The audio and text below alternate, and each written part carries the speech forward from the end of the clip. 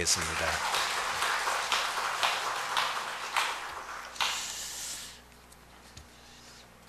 성경 말씀에 보면 분명히 7명의 렘넌트는 아무리 생각을 해봐도 불가능한 환경과 여건과 조건 속에 있는데 어떻게 전무후무한 응답을 받았을까? 어떻게 시대를 바꾸는 역사가 일어났을까? 7명의 렘넌트만 아니고 초대교회를 봐도 마찬가지입니다. 마가다락방에 모인 사람들은 제일 연약한 사람들 아닙니까? 뭐 세상 배경 가진 사람 거의 없고 돈도 없고 뛰어난 능력도 없고 세상에서 별 볼 일 없는 주로 갈릴리 출신들, 그리고 별로 직장도 확실하지 않고 그 중에 뭐 사람들이 알아줄 만한 출세한 사람은 거의 없잖아요. 이게 불가능하지 않습니까? 그 사람들이 세계 복음한다는 것, 그거는 말이 안 되는 일이잖아요. 근데 했거든요. 또 교회사에도 봐도 존 번영 같은 분은 진짜 공부 못했어요. 무디도 그렇고. 그런데 어떻게 그 사람이 그 시대를 움직였냐는 거예요. 아마 전도자 가운데에 이 무디만큼 불신자를 많이 전도해서 예수 믿게 한 사람은 제가 보기에는 거의 없다고 보거든요. 그 개인이 100만 명도 넘는 불신자 예수 믿게 했습니다. 여러분들은 평생에 몇 명 전도해서 불신자 예수 믿게 했습니까? 부끄럽게도 한 명도 없는 사람도 있을 겁니다. 여러분 직접 불신자 전도해서 그 사람이 예수 믿고 지금 교회 출석 잘하고 있는 사람, 그리고 참 모든 사람들이 인정할 만한 사람, 유광수 목사님이 얘기했다니까요. 3명만 있어도 성공한다. 그런데 어떻게 초등학교도 채 졸업 못한, 너무너무 무식해서 강단에서 설교하면은 그 무디의 설교를 듣고는 많은 지식 있는 이 목회자들이 비난했어요. 너무 무식한 말 한다고, 말도 안 되는, 문법에도 안 맞는 이상한 말 한다고. 근데 심각하잖아요. 그 사람은 대학 졸업했지, 박사학위 가지고 있지. 그리고 너무너무 메시지 매끄럽고, 그리고 합리적이고, 그리고 너무 문법에 맞는 아주 수준 높은 메시지를 전하는데, 그 사람을 통해 가지고는 전도 운동이 안 일어나는데, 무디는요 목사 한 수 안 받았습니다. 받으려는데 안 받았어요. 평생 평신도 사실 전도자로 하나님 앞에 헌신했거든. 그런데도 한 시대를 움직이는, 정말로 미국과 유럽을 뒤흔들었어요. 그 역사가 일어났는데 그 비밀이 뭐냐는 거예요. 아까 우리 장로님 나오셔가지고 기도했는데 아마 요즘 갈등이 굉장히 많은 것 같은데, 내가 보기에는 간단해요. 진짜 절망해야 돼요. 내 능력으로는 안 되구나. 내가 알고 있는 지식, 훈련 받은 것 모든 것 가지고 했는데도 실제로 안 되구나. 전도운동 안 일어나고 사업도 잘 안 되고 자꾸 어려움만 오구나. 절망이다. 그 말이 뭐죠? 벌이라는 겁니다. 지난주 메시지에서. 지금 가장 어려운 그 지금 시점이 기회거든요. 진짜입니다. 세계복음을 기회요, 응답받을 기회요, 하나님 역사를 이룰 기회인데 문제는 뭐냐면은 갱신해야 돼요. 내 방법 내게 뭐요? 전부 다 창세기 3장, 창세기 6장, 창세기 11장, 이제까지 여러분 인생 살아오면서 살아왔던 전혀 하나님의 기준과는 상관없이 세상 기준으로, 그것도 짬뽕이 돼가지고 어떨 때는 말씀도 섞어가지고 그럴듯하게 믿음으로 포장해서 한 거 아닙니까? 그러니 역사가 안 일어나는 건 당연하다고 봐야 되는 거죠. 그러면서 바꾸어야 됩니다. 정말 내가 완전히 이제는 없어지고 성경으로 돌아가야 됩니다. 이제부터 우리가 정말 오늘 주신 이 말씀을 잘 기억하시고 한번 인도를 받아보시기 바랍니다. 간단히 성경은 말하고 있어요. 저는 사도행전 읽다가 답이 나오더라고요. 사도행전 13장 22절에 이렇게 되어 있습니다. 내가 이새의 아들 다윗을 만나니 내 마음에 맞는 사람이라 내 뜻을 다 이루게 하리라 하시더니 하나님이 약속하신 대로 이 사람의 후손에서 이스라엘을 위하여 구주를 세우셨으니 곧 예수라. 최고 응답받은 사람. 그게 중요한 거죠. 이새의 아들 다윗을 만나니 내 마음에 맞는 사람이라. 요게 비밀입니다. 하나님의 마음에 맞는 사람이면은 하나님이 들어서시는 거예요. 무디가 왜 하나님의 마음에 맞는 사람이에요? 그러면은 무식해야 되느냐? 아무 배경이 없어야 되냐? 아닙니다. 요한의서는 반대예요. 진짜 벌써 가문 대대로 목회자의 가문이에요. 할아버지, 아버지 전부 다 목사님이에요. 그리고 미국, 영국의 최고 가는 엘리트 코스 거쳤어요. 최고 가는 대학에서 공부도 잘했고요. 그런데 웨슬레가 그것 가지고 웨슬레 운동을 한 거 아닙니다. 어느 날 이 웨슬레가 하나님의 은혜를 깊이 체험합니다. 하나님의 마음에 맞는 시간대가 온 거지요. 그때부터 웨슬레가 쓰임받기 시작한 겁니다. 그러면 하나님의 마음에 맞는 거는 하나님의 기준이 되어야 되잖아요. 세상 기준 가지고 하면 안 돼요. 하나님하고는 상관없어요. 지금 우리도 모르게 뭐죠? 오래오래 우리가 물들어 있고 우리도 모르게 나오는 게요, 전부 다 세상 기준이에요. 저도요, 절대로 여기서 벗어날 수 없는 걸 많이 느껴요. 간단히 얘기합시다. 내 딸 시집 보내면은 진짜 하나님 기준 가지고 신랑감 보겠어요?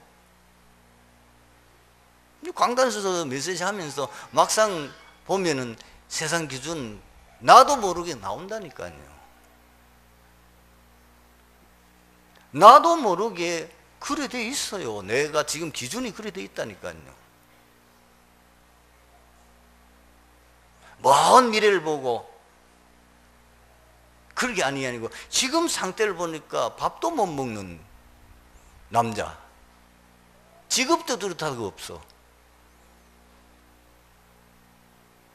그런데 이 친구가 나중에는 큰 세계 보고만 할 전도자다. 그 보는 눈이 없으면은 딸 시집 못 보냅니다. 나중에는 성공해가지고 망할 사람 집에 시집 보내요. 우선 눈앞에 보이는 것 기준을 삼을 수밖에 없는, 나도 모르게 그렇게 내가 기준이 돼 있는 거예요. 이 눈이 번쩍 띄어야 돼요.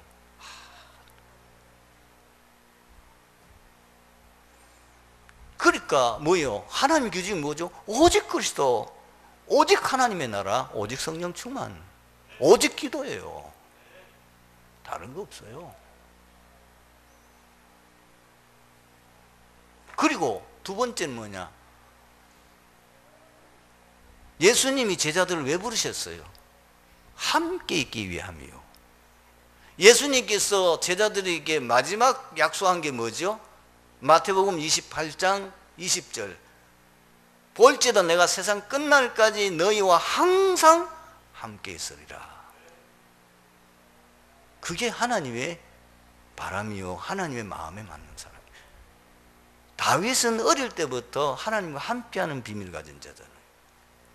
성경에 드러나고 있죠. 고백 속에 늘 기도하고 시간만 나면 하나님 찬양하고 찬양시 쓰고, 창세기 39장에 요셉이 그렇잖아요. 하나님과 함께하는 임마누엘의 비밀을 누리고 있는 사람 아닙니까? 그거밖에 없어요, 요셉이 한 거는. 자, 이러면은 하나님과 함께하는 뭐 임마누엘을 뭐 어떻게 하는 겁니까? 이제 여기 또 갈등이 생기고 또 의문이 생기겠죠. 간단해요. 사도행전 1장 1절에서 8절 말씀 깊이 묵상하고 누리는 거예요. 그리스도 하나님의 나라, 얼마나 이 중요했던 예수님은 40일 설명했지 않습니까? 이 세 가지 속에 모든 답이 있어요. 하나님으로 충만해 보면 끝나는 거잖아요. 하나님의 영에 감동된 자, 그 요셉이요. 그러니까 세상 아무도 요셉을 이길 자가 아니고 상대가 안 돼요. 그게 다니엘이에요. 하나님의 영으로 충만한 자, 그 수준이 어떻겠냐 그 말이요. 하나님은 창조주 하나님이요, 세계 역사를 움직이시는 하나님이요. 자기가 아무리 IQ가 좋은들 하나님의 IQ는 무한대요. 인간 IQ가 아무리 좋아도 200을 넘는 사람이 없어요. 200도 안 되는 그 나쁜 머리 가지고 연구를 한들 노력한들 무한대인 하나님의 영으로 감동된 사람 어떻게 이기겠냐 말이요. 상대가 안 되죠. 눈이 팍 열려야 된다니까. 아, 하나님과 함께하면 끝나구나. 복음의 말씀을 늘 묵상하는 거예요. 복 있는 사람은 어떤 사람이에요? 하나님의 말씀을 주야로 묵상하는 자로다.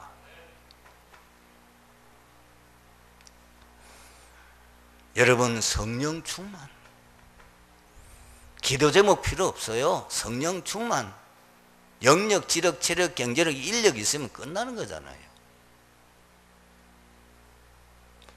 성령, 여러분, 사도행전 1장 말씀, 8절 말씀 기도 제목 삼으면 돼요. 다른 거 아무 필요 없어요. 여러분 어느 정도까지면 되면 되느냐?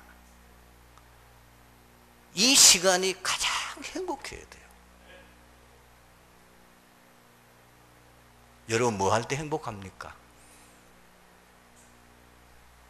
그게 지금 문제는 여러분이 뭐 할 때 행복하냐는 거예요. 그게 이제 여러분 문제. 도박꾼은 도박할 때 엔돌핀이 나오고 막 들뜨겠죠. 술꾼은 술 마실 때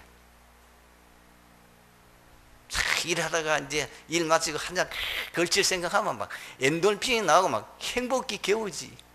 막 마음이 들뜨잖아요. 저와 여러분 뭐 때문에 행복합니까? 뭐로 행복합니까? 깊이 깊이 질문해 보면서 내 영적 상태를 진단해 보셔야 돼요. 가족끼리 모여가지고 싹 식사하고 밖에 나가서 우리 오랜만에 한번 우리 밖에 나가서 외식하자. 아이들 길길이 뛰고 난리겠죠. 밥 먹는 수준밖에 안 돼요. 그 수준 가지고 세계 복음 하겠냐 그 말이에요. 여러분은 뭐로 행복합니까? 언제 제일 행복합니까? 실치 깊이 깊이 생각해 봐요. 주일날 제일 행복해야 돼요. 하나님 앞에 나서 예배 드리는 시간, 말씀 듣는 시간, 내가 혼자서 하나님 앞에 깊이 말씀 묵상하고 메시지 듣고 그 시간이 행복해야 되는 거예요. 그러니까 하나님으로 충만한 사람 아닙니까? 이렇게 되어지면은 딱 시간표 되면 되어집니다. 전도가 되어지고요, 기도가 되어지고요, 예배가 되어지고요, 헌신이 되어져요. 우리 교회는 늘 제가 주보에 보면서 가끔 어떤 참 나이가 많으신 우리 권사님 얘기가 뭐냐면, 요즘 젊은 것들은 부엌에 안 들어와. 이래가지고 한 달에 한 번씩 지금 그 주일날 이제 낮에 식사 당번하는데 이 고민이라. 뭐냐면 조가 안 맞았어. 안 오는 그 젊은 세대들 뭐에 행복합니까? 경상도 말할게요. 은혜는 도구로 받고 싶지. 나 여기 있다, 은혜 받아라. 뭐로 행복한데? 뭐 하고 있는데 네가?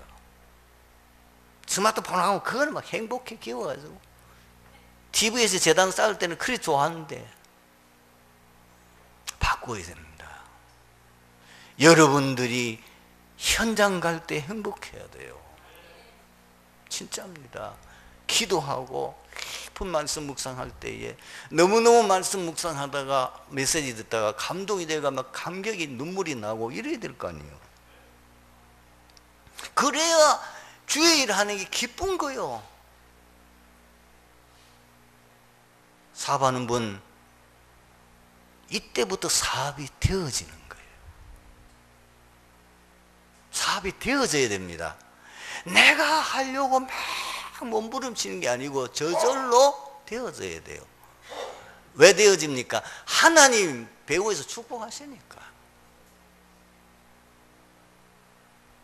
하나님의 영으로 충만하고 하나님의 은혜로 충만해서 하나님이 막, 왜냐하면 세계복음화해야 되니까 저분이 하는 사업을 축복하여야만 즉 세계복음화에 쓰임 받을 수 있을 만큼 이제 응답 받을 수 있도록 해야 되겠다. 하나님의 마음이 그런 감동이 되어 마음의 작정이 되어지고 막 이 다윗 이세의 다윗을 말 내 마음이 합한 자라 막 내 뜻을 다 이루게 하리라. 이런 하나님의 마음이 우리에게 생겨야 되잖아요.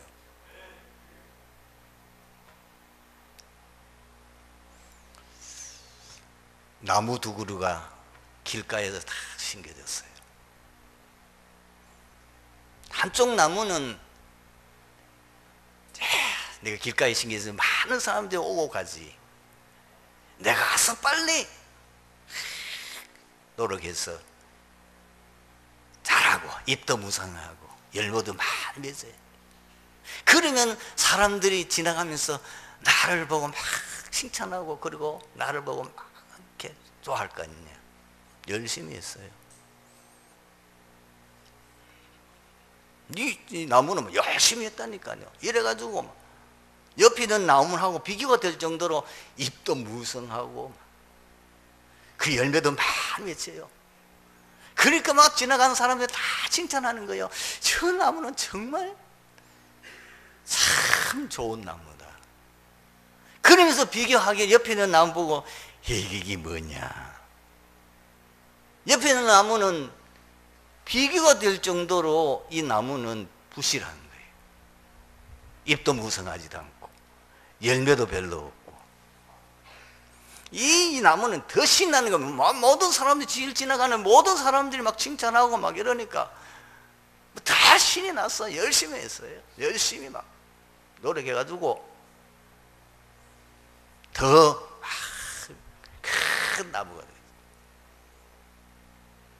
그게 뭐 열매도 엄청나게 많이. 다 사람들이 고마워하고 좋아해요. 근데 이 나무는 가는 사람들마다 욕하고 비웃어요. 왜 별 볼 일 없으니까. 어느 날 폭풍이 왔어요. 폭풍이 몰아쳤어요. 너무 뿌리보다도 위에가 많이 번성해 있는 이 나무는 하필이면 쓰러졌는데 이 별 볼 일 없는 나무 쪽으로 쓰러져 버렸어요. 이제 그때서 물었어요. 옆에 있는 나무 보고 너는 어찌해 가지고 이 복음에도 안 쓰러지냐? 너는 평소에 사람들에게 보이고 사람에게 칭찬받으려고 잘한다 소리 들으려고 이 뿌리 깊이 땅속에 뿌리 내린 데 네가 등한히하고 위에 거만 열심히 안 했냐? 그러니까 위에가 너무 무거우니 바람이 벼랑을 부니까 쓰러지지 않냐? 나는 위에보다는 아래에다가 깊이 깊이 뿌리 내리는 거기에 내가 사실 주력했다.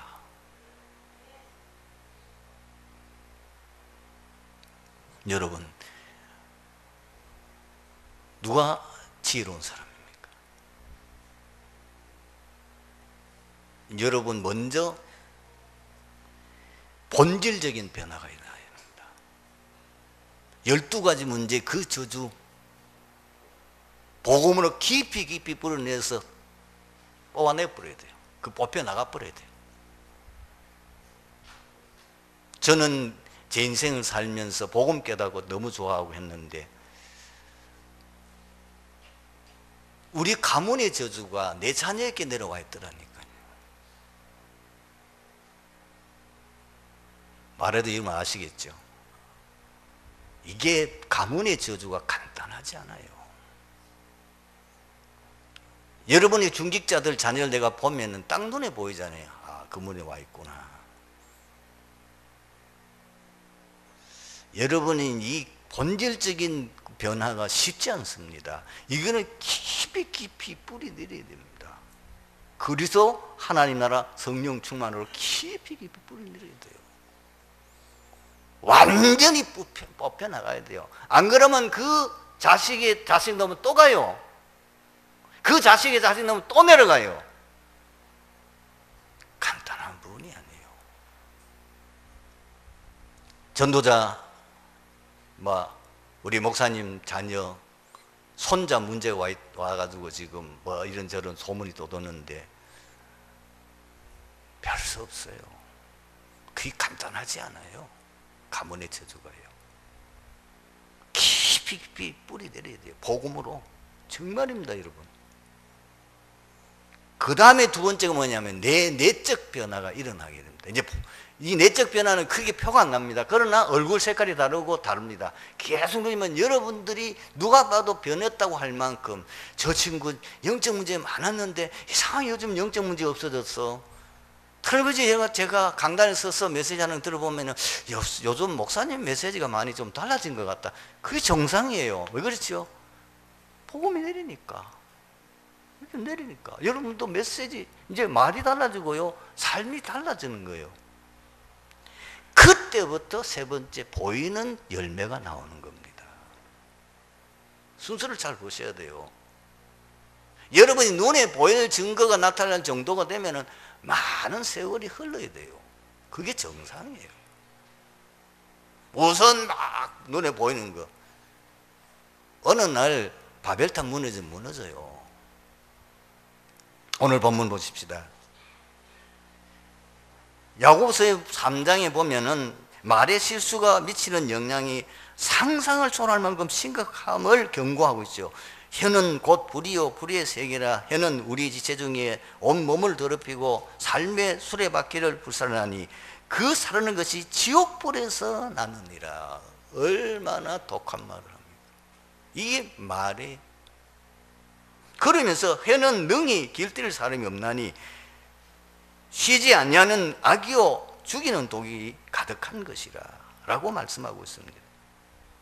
하나님의 형상으로 창조된 사람은 마땅히 하나님께 영광 돌리고 하나님이 창조하신 세상을 아름답게 만들고 선하게 관리해야 하는데 타락된 이후에 거짓의 종이 되어 거짓말하는 세상이 되어버렸습니다. 사람들이 양심마저 속입니다. 100%입니다. 양심 안 속인 사람은 한 명도 없습니다. 어떻게 하면 거짓말 세상 살리고 바꿀 수 있는가? 왜 사람들이 거짓말하고 거짓 증거하지요? 그 이유부터 따라야 될 거 아니에요. 철저한 이기주의입니다. 창세기 3장입니다. 마귀 새끼 아니라 할까봐.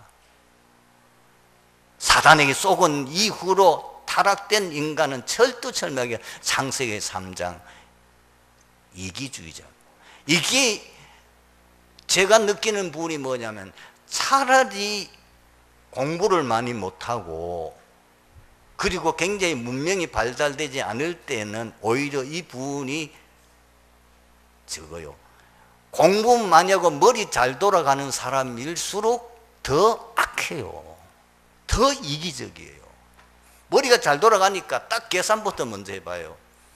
딱 자기에게 손에 유익 안 되면 절대로 안 해요. 배신해요. 그러니까 세상이 발달되는 게 아니고 발전되는 게 아니고 더 악해진다니까, 인간이. 그걸 하셔야 돼요. 냠이야 죽든지 말든지 나만 잘 되면 그만이에요. 그리고 뭐죠? 오직 나만 성공하려는 것이에요. 세상에 이 목적을 달성을 위해서 뭐든지 하잖아요. 여러분들이 역사 그리고 드라마를 어떻게 봅니까? 계속 이 얘기잖아요. 왕자리 차지하려고 자식이 아버지 죽이고, 아버지가 아들 죽이고, 어머니가 아들 죽이고, 아들이 어머니 죽이고. 원수가 멀리 있는 게 아니에요. 가족 안에 있어요. 같은 형제끼리라도 배다른 형제 그 왕자리 차지하려고 다른 배다른 형제 다 몰살을 죽인 게 그게 우리 한국 역사 그거잖아요. 매일같이 왕들 드라마 하는 거, 그게 우리 한국만 아니고 세계 역사가 동서고금을 통해서 똑같아요.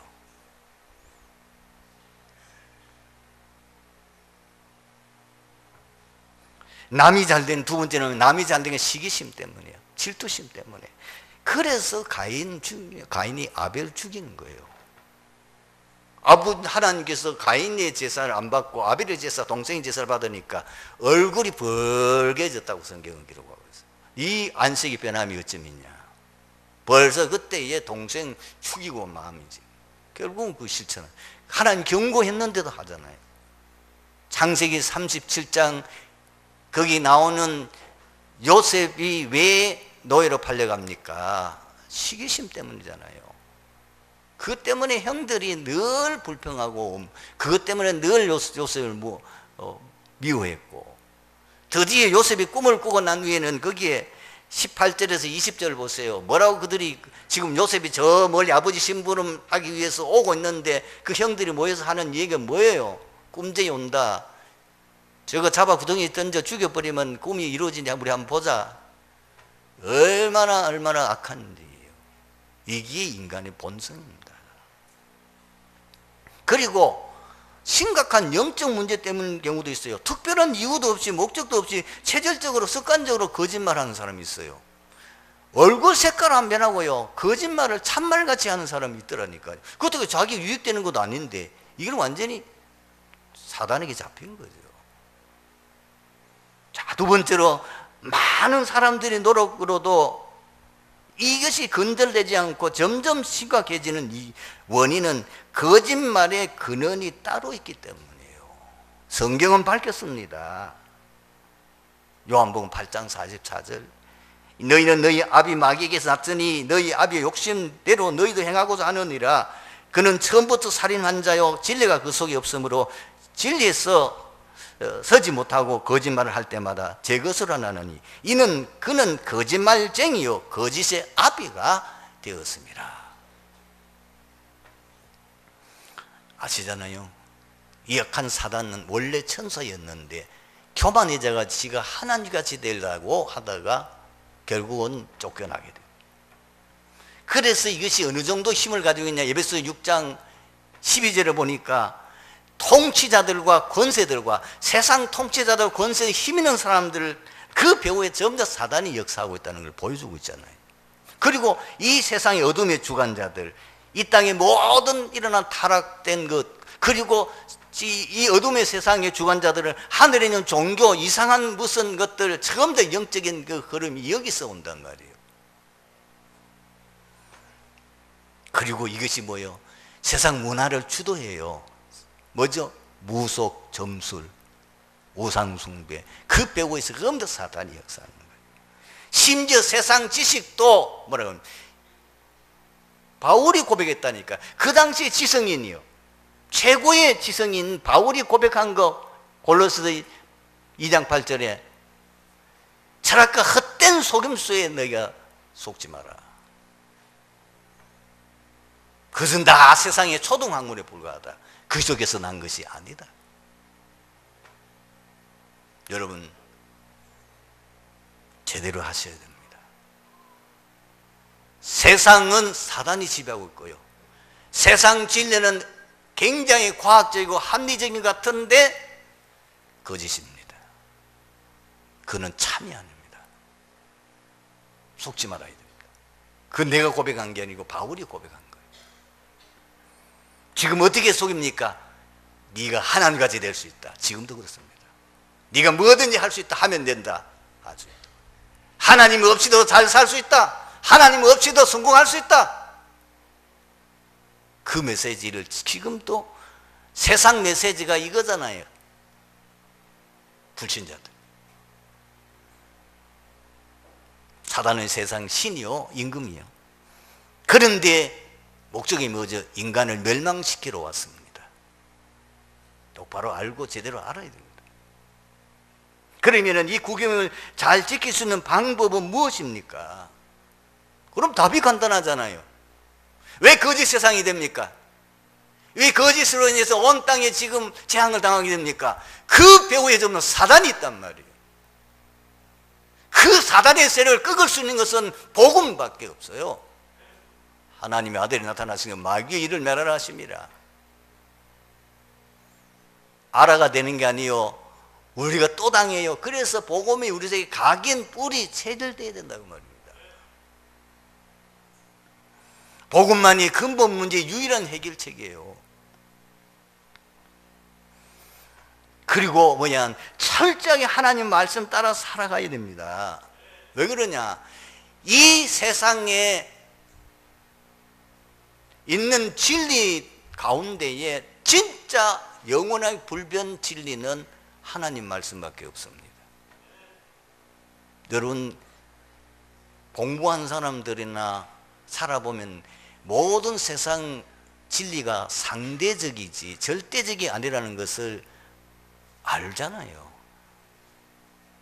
문화도요, 전부 다 상대적입니다. 그래서 우리 한국 사람이 외국 가서 살면은 굉장히 문화적인 충격 때문에 어려움 당하고, 지금 해외에서 우리 한국에 온 분들, 다민족들도 문화적인 충격 때문에 상당히 당하고 어려울 때가 많이 있을 겁니다. 그 나라 가면은 그 문화는 보편화되어 있는데 우리에게는 그건 말도 안 되는 얘기 많이 있다니까요. 그러니까 세상 것은 다 상대적이지 절대적인 건 없어요. 자연과학도 이 세상이 존재할 때만 필요한 거예요. 분명히 이 세상은 심판받아서 없어지는 날이 온다고 성경은 말씀하고 있습니다. 그래서 여러분들이 절대로 속지 말고 이제 기준을 정해야 된다니까요. 말씀 따라 산다. 나는 오직 말씀 믿고 말씀 순종하며 살아간다. 그래서 시편 119편 5절에 주의 말씀은 내 발의 등이요 내 가는 길의 빛이니이다. 이것이 다윗의 고백입니다. 시편 1편도 사실 이게 다윗의 고백이죠. 복 있는 사람은 하나님의 말씀을 즐거워해 그 말씀을 주야로 묵상하는 자라고 그랬어요. 잠언 3장에 보면 내 아들아, 그 아들은 누굴 말합니까? 하나님의 자녀인 우리에게 하는 얘기예요. 내 계명을 잘 지키라. 그러면 네가 이 땅에서 잘 되고 장수한다. 그리고 네가 모든 사람에게 존귀함을 받게 될 것이다. 여러분, 거짓에 여기에 내가 지지 않고 이기려면 영적 힘이 있어야 되는 거예요. 뻔히 알면서도 왜 못 이깁니까? 영적 힘이 없으니까. 그 영적 힘이 뭐죠? 성령 충만한 겁니다. 초대교회는 어떤 경우에도 흔들리지 않고 어떤 핍박 환난 속에서 그분들이 순교했으면 순교했지 자기의 신앙을 버리지 않는 게 뭐냐? 영적 힘이 있으니까. 오늘 말씀의 결론을 맺습니다. 세상 보고 착하지 않고 속지 않는 비밀이 있습니다. 여러분들이 첫 번째 대한 확신을 가지셔야 됩니다. 세상 만물의 주인은 하나님이십니다. 그리고 이 세상은 어떻게 돌아가고 어떤 방향으로 가느냐? 하나님의 절대 계획과 하나님 뜻대로 되어집니다. 사람 생각도 안 됩니다. 아무리 미래학자들이 뭐 앞으로 미래는 어떻게 돼, 다 그럴듯한데 아니에요. 뭐 금년에 전쟁 난다고 난리를 지기고 지난해 또 전쟁 난다고 난리를 지기도만 하나님의 손이 있어요. 세상 강대국, 세상 모든 시대에 정말 시대를 움직이는 것은 하나님이 하세요. 절대로 속지 마십시오. 말씀 보고 따라가면 돼요. 그 다음에 여러분 최고 응답이 뭐냐? 임마누엘이에요. 뭘 응답받는, 그거는 조금 더 기복적인 거지, 그거는 차원 낮은 게요. 그럼 우리는 다 받은 거 아니에요. 하나님 우리와 함께 계시잖아요. 성령으로 내 주인도 역사하고 계시잖아요. 여러분 세상은 화려해 보이고 세상은 굉장해 보이지만 미안한 12가지 문제와 이미 운명 속에 빠져서 멸망에 이를 수밖에 없습니다. 사는 길이 뭐냐? 승리한 길이 뭐냐? 하나님과 함께하는 비밀 누리면 됩니다. 이제 여러분들이 사람을 어떻게 대해야 되느냐? 무조건 잘해주세요. 무조건 도와주세요. 원수를 맺지 마세요. 모든 사람들 다 잘 들어주고 다들 도와주고 우리는 제자 찾는 것입니다. 세계복음화 할 제자 찾는 거예요. 왜? 세계복음화 후에 주님 재림하시고 하나님의 모든 방향이 세계복음화 관계이기 때문에 승리하게 되기를 주님 이름으로 축원합니다. 기도하겠습니다. 하나님 감사합니다. 오늘 주신 말씀 속에서 트리니티 교회 모든 성도들이 최고의 응답받는 축복의 시간 될 수 있도록 주님의 성령으로 지금 역사에 주시옵소서. 주 예수 그리스도의 이름으로 기도드립니다. 아멘.